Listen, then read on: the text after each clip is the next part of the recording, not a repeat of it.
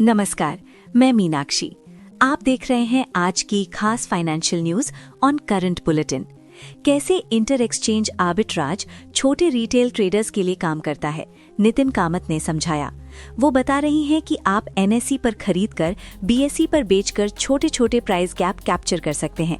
Margin जल्दी release होता है और ये इंट्राडे और डिलीवरी दोनों में काम करता है। इस तरीके से कैपिटल ज्यादा एफिशिएंट बनता है। हॉलिडे वॉलेटिलिटी और मार्जिन हाइक से मेटल्स में प्रॉफिट बुकिंग देखने को मिली। 2026 कंसोलिडेशन का साल हो सकता है। बाजार ने क्रिसमस के बाद थिन ट्रेडिंग के बीच मेटल्स में शॉर्ट टर्म करेक्शन दिखाया। कई एनालिस्ट्स का कहना है कि 2026 में मेटल्स लंबी अवधि में बेहतर दिख सकते हैं। आईटी सेक्टर को 2026 में लिख देना बड़ी मिस्टेक होगी, विकास खेमानी का कहना। उन्होंने बताया कि एआई डिसरप्शन के डर के बावजूद सिलेक्टिव आईटी कंपनीज अच्छे साबित हो सकती हैं। रेट्स ईज और फ्लोज इंप्रूव होने पर सेक्टर में रिकवरी की उम्मीद है, इसलिए पूरी तरह से लिखने से बचें।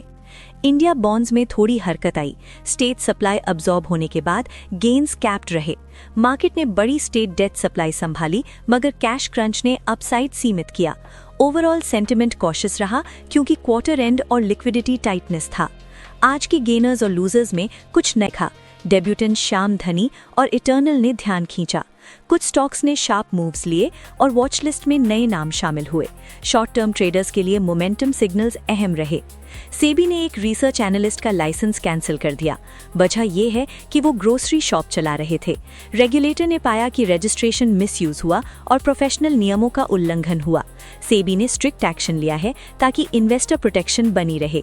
दीपा ज्वेलर्स ने आईपीओ के लिए पेपर्स फाइल किए। टारगेट रेज लगभग 250 करोड़ रुपीस। कंपनी ने फंड्स फ्रेश इशू से जुटाने की बात कही है। आईपीओ का ऑब्जेक्टिव वर्किंग कैपिटल और ग्रोथ के लिए बताया गया है। एम्बिट ने पूनावाला विजन फंड आई को 3 हफ्ते में ओवर सब्सक्राइब करके क्लोज कर दिया। फंड लगभग 1000 करोड़ रुपीस पर बंद। ये स्ट्रॉन्ग इन्वेस्टर डिमांड दिखाता है, खासकर mid to late stage profitable companies में। फंड ने जल्दी पूरी सब्सक्रिप्शन पाई। मार्केट वॉलेटिलिटी फिलहाल सेंटिमेंट ड्रिवन है, स्ट्रक्चरल ब्रेकडाउन नहीं हुआ, एक्सपर्ट्स की राय। एनालिस्ट्स कह रहे हैं कि निफ्टी फिलहाल 25,700 टू 26,200 के बीच कंसोलिडेट कर रहा है।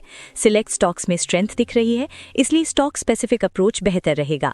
मार्केट रैप, सेंसेक्स थोड़ा नीचे, निफ्टी 26,000 के नीचे ट्रेड हुआ। ईयर एंड कॉशन जारी।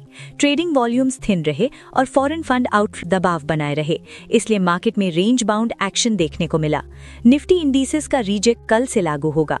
कुछ स्टॉक्स में बड़े इनफ्लोज और आउटफ्लोज आ सकते हैं। पैसिव फंड्स के रीबैलेंस से इंडेक्स कॉन्स्टिट्यूएंट्स पर असर पड़ सकता है। जिन स्टॉक्स का वेट बदलेगा उन्हें शॉर्ट टर्म फ्लोज मिल सकते हैं। म्यूचुअल फंड्स ने कुछ मिड कैप स्टॉक्स में स्टेडी बेट्स लगाए हैं। 8 स्टॉक्स लगातार 4 क्वार्टर्स तक होल्डिंग्स बढ़ी हैं। कुछ नेम्स ने लास्ट 1 ईयर में 80% तक की रिटर्न दी है, जो अटेंशन वर्दी है। ये दिखाता है कि इंस्टीट्यूशनल कन्विक्शन कुछ मिड कैप्स में बढ़ी है। 2025 में इन्वेस्टर्स वेल्थ में बड़ा जंप आया। दलाल स्ट्रीट इन्वेस्टर्स करीब 30.20 लाख रुपीस रिचर हुए। सेंसेक्स साल भर में करीब 8% होगा और मार्केट कैप में बड़ा इजाफा दिखा। बाकी मैक्रो हेडविंड्स के बावजूद डोमेस्टिक सपोर्ट ने मार्केट को सस्टेन किया।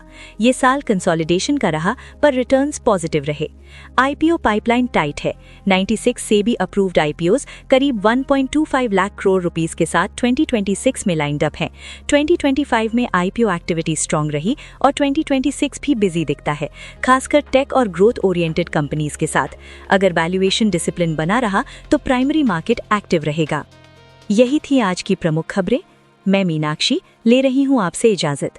जुड़े रहिए करंट बुलेटिन के साथ। धन्यवाद।